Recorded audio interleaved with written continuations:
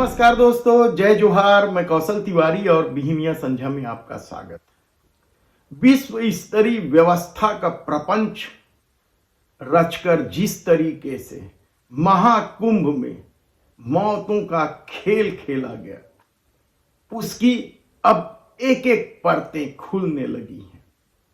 हालांकि भगवा चोला पहनकर अपराध को अंजाम देना या राजनीतिक सत्ता हासिल करने के इस दौर में क्या लोगों को अब भी ध्यान नहीं रहा है कि रावण ने भी माता सीता के अपहरण के लिए भगवा वस्त्र ही तो धारण किया था।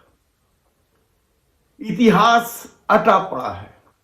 धर्म में भी अनेकों जगह भक्ति दिखाकर सत्ता हासिल करने का कितना ही उदाहरण है, लेकिन इस दौर में शायद लोगों ने आंखें मूंद रखी है और यही वजह है कि अब कुंभ में हुई भगदड़ के बाद मौत के जो आंकड़े सामने आ रहे हैं, अव्यवस्था की जो परतें खुल रही है, वह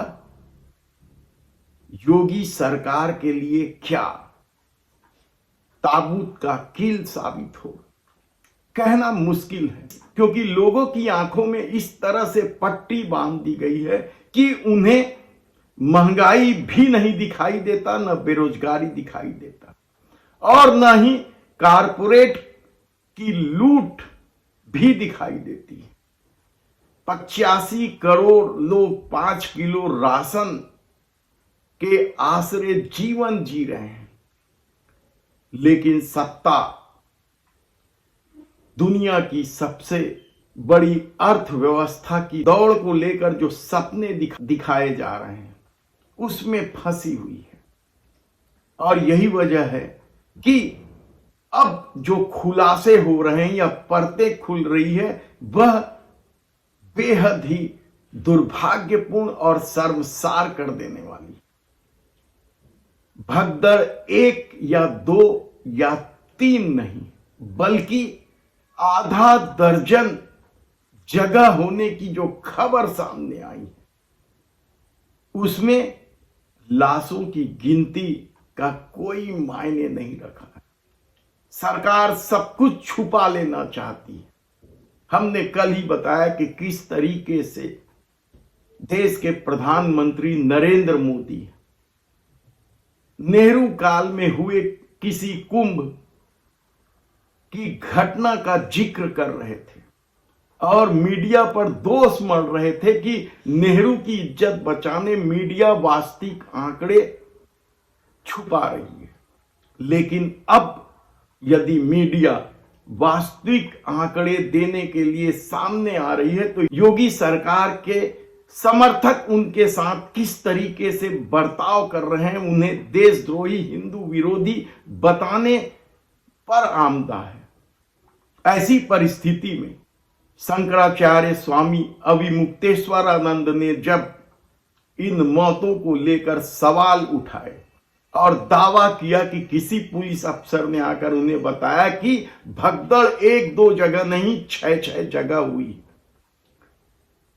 तो बौखलाए योगी समर्थक अविमुक्तेश्वरानंद जी महाराज के खिलाफ ही विश्व बंद करने लग गए। हालांकि इस दौर में यह पहली बार नहीं हुआ है। याद कीजिए आप कि राम मंदिर के प्राण प्रतिष्ठा समारोह को लेकर भी जब शंकराचार्यों ने बहिष्कार कर दिया, तो किस तरीके से धर्म की पट्टी बांधे या संघ से संस्कारित लोग शंकराचार्यों पर टूट पड़े थे। लेकिन अब जो महाकुंभ में जो कुछ हुआ, बिलखते परिवार तलाश रहे हैं। यदि राज्यवार भास्कर ने, दैनिक भास्कर ने जो रिपोर्ट जारी की है 100 भेजने का, उसकी संख्या 41 और 61 तक जा पहुंची है। किस राज्य में कितने शव भेजे गए हैं, और उसके बाद भी यदि शिनाख्ती के लिए शवों की संख्या 24 खुद सरकार बता रही है, तो आप इन दोनों आंकड़ों को जोड़ दीजिए और समझिए कि मौत के आंकड़े कहां तक हैं। संसद में भी सवाल उठाए गए, उन्हें भी देशद्रोही और हिंदू विरोधी का तमगा देने वालों की कमी नहीं है। लेकिन क्या इससे हकीकत बदल जाएगी? क्या इससे योगी सरकार की छवि बन जाएगी? दरअसल अब इस घटना के बाद एक बार फिर योगी सरकार के सामने संकट के बादल खड़े हो गए हैं। लेकिन इस दौर में बेशर्मी की सारी पराकाष्ठा भी तो पार हुई है। किस तरीके से अपराधियों को बचाने की कोशिश हुई, अपराधियों को पनाह देने की कोशिश हुई, इसका सबसे दुर्भाग्यपूर्ण उदाहरण कोई है तो वह राम रहीम का है।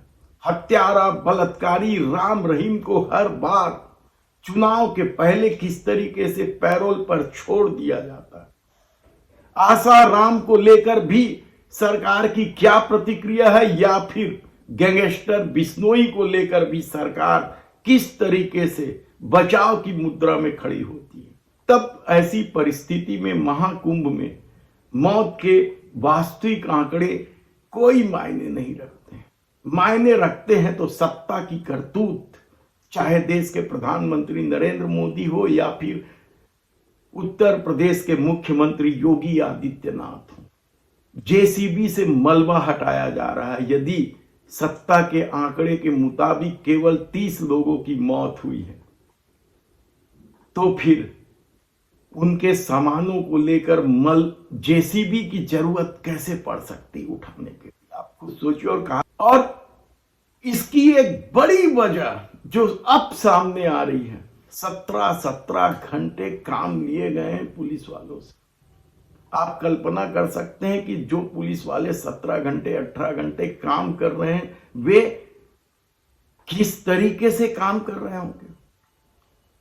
जबकि इससे पहले जो कुंभ हुए थे वहां केवल 8 घंटे काम लिए जाते थे। उज्जैन का तो क्या शानदार व्यवस्था थी कि पुलिस वालों से या जो ड्यूटी में लगे उनसे 8 घंटे काम लिए जाते थे और एसी डोम में भेज दिया जाता।